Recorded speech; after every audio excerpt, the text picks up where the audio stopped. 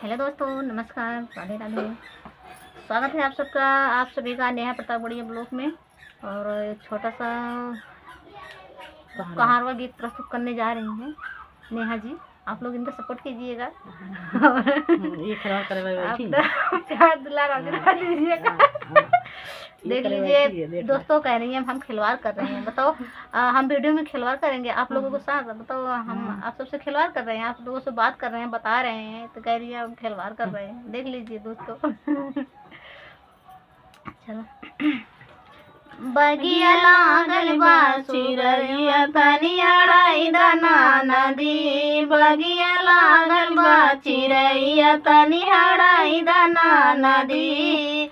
सोने की थाली में जेवना बनाए, ओ जेवना बनाए, हमसे रूठल बा सजना तनी बनाई दाना नदी, हमसे रूठल बा सजना तनी जमाई दाना नदी। बगिया लागल बा चिरैया तनी अड़ाई दाना नदी, बगिया लागल बा चिरैया तनी अड़ाई दाना नदी।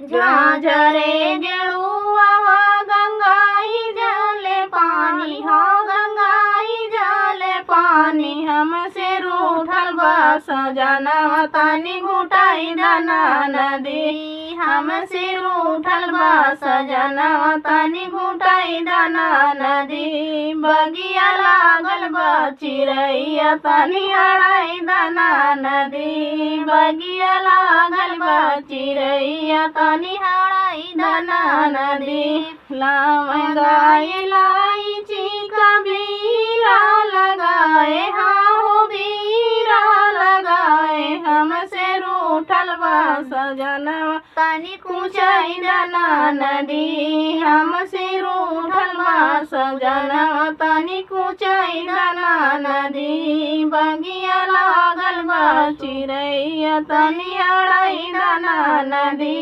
बगिया लागल बा चिरैया तनी अड़ाई दाना नदी। फूला ही झारी झारी से जिया लगाए, हाँ से जिया लगाए, हमसे रूठल बा सजना तनी सुताई दाना नदी, हमसे रूठल बा सजना तनी सुताई दाना नदी। बगिया लागल बा चिरैया तनी अड़ाई दाना नदी, बगिया लागल बा चिरैया तनी अड़ाई दाना नदी।